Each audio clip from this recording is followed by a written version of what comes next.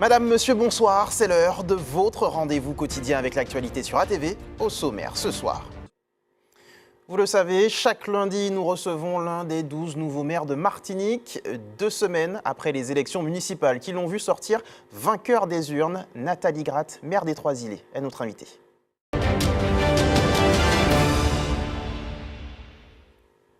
Bonsoir Nathalie Gratte. Bonsoir M. Charpentier-Titi, bonsoir à la Martinique et singulièrement les Trois-Îlets. Merci d'avoir accepté notre invitation. On ne nous a pas dérangé en ce lundi de Pâques. Le crabe a été bien mangé ce midi, ça va? N'est pas terminé. Alors, vous êtes notre invitée ce soir, puisque comme je le disais, vous êtes l'une des nouvelles têtes de la politique martiniquaise. Vous avez été élu maire des Trois-Îlets il y a 2 semaines face à Arnaud René-Courail. Alors, on va évacuer la question immédiatement. Vous vous y attendez forcément. Le Batcha Boy, lors de la cérémonie d'investiture, il n'a pas forcément été compris. Vous étiez aux côtés de l'artiste Chrissy qui chantait ce célèbre morceau. Et voilà, peut-être que le mélange des genres a un peu surpris. Ben écoutez, c'est mal compris quand on prend une partie de la manifestation et puis que voilà, on la poste sur les réseaux sociaux comme ça. Donc nous avons effectivement, lors du conseil d'investiture du conseil municipal, voulu que ça soit un événement populaire. Donc nous l'avons fait sur le front de mer pour que la population aussi partage cet instant avec nous et voit comment on met en place un nouveau maire et un conseil municipal. Nous avons agrémenté cela donc d'un plateau artistique qui s'est voulu surtout un pont intergénérationnel puisqu'on a commencé l'ouverture avec la clarinette traditionnelle avec Laetitia Arondel. Voilà, et là, on ne l'a pas relayé. Par contre, nous avons eu aussi le groupe Macadam qui nous a offert un beau plateau artistique autour des richesses de la musique antillaise. Nous avons clôturé effectivement avec Chrissy. Donc, tout le monde a été servi et autour de Chrissy, toute la population était présente, les grands, les petits qui attendaient aussi pour faire les photos, les aînés. Et puis, il faut savoir saluer le travail de l'artiste parce que c'est aussi une femme quand même qui milite aussi pour justement l'acceptation des femmes, et notamment rondes, voilà, qui sont souvent stigmatisées et qui complexent beaucoup par rapport à cela. Et il faut rappeler pour celles et ceux qui suivent la campagne qu'eux ne sont pas étonnés puisque nous avons effectivement utilisé son Batcha Boy voilà, pour notre campagne, au même titre que la chanson de Tony Chasseur, Sakio, Bisous sucrés. Voilà, donc c'est une manière aussi donc, de saluer aussi l'artiste. Donc pour nous, c'est un faux prétexte, un faux procès d'intention. Donc on laisse passer et on nous attend donc une chose, c'est travailler pour la population. Voilà. Effectivement. Alors ça, c'était plutôt pour la forme. Sur le fond, je le disais, vous avez remporté ces élections face à Arnaud René-Courail, qui était en place depuis 37 ans aux Trois-Îlets.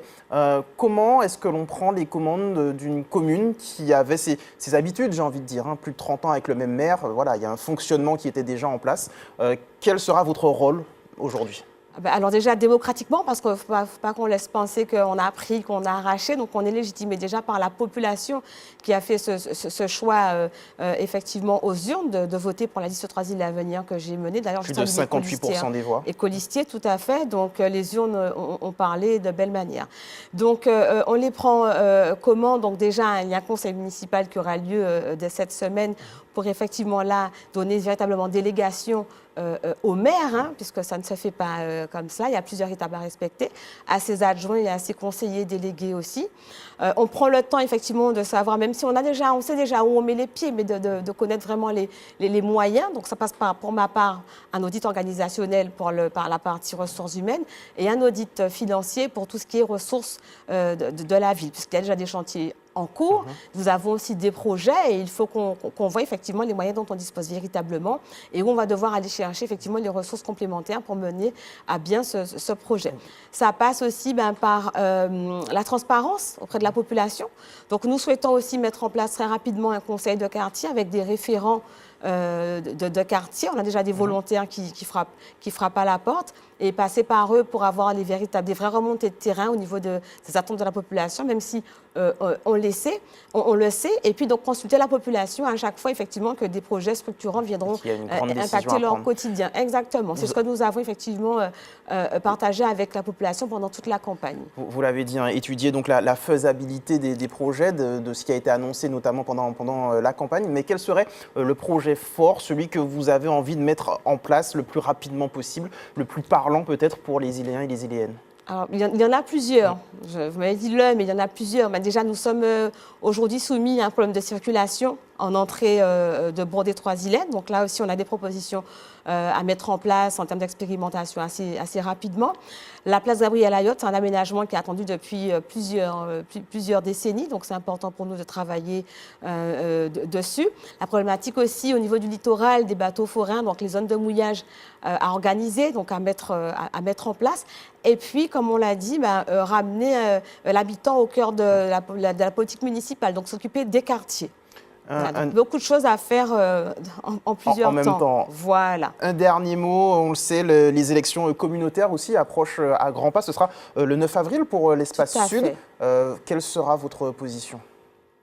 Alors, pas ma position, mais la position de Trois-Îlets à venir, puisque nous travaillons depuis le début de manière très collégiale, nous partageons ensemble.